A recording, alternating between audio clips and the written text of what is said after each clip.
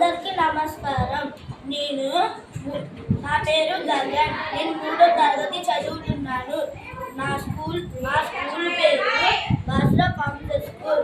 ఇవాళ నేను సంక్రాంతి గురించి చెప్పాలనుకుంటున్నాను.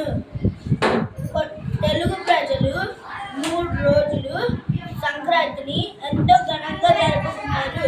మొదటి రోజు భోగి. ఇంటి ముందు భోగి మంటేసి అందులో మంటల్లో పాత వస్తువులు వేస్తారు. చిన్నపిల్లలపై రేగి పళ్ళు పోసి ఆశీర్వదిస్తారు. రెండో రోజు మకర సంక్రాంతి. ఇంటి ముందు అందమైన ముగ్గులు వేసి ఆవు పేడతో చేసిన గొబ్బమ్మలు ముగ్గులో పెడతారు.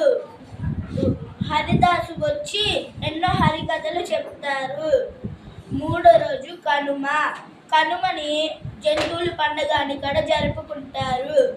ఆవుల్ని, పక్షుల్ని, జంతువుల్ని ఎంతో భక్తితో పూజిస్తారు. కొన్ని ప్రాంతాల్లో కోడి పందాలు, ఎద్దుల పందాలు అలా జరుపుకుంటారు.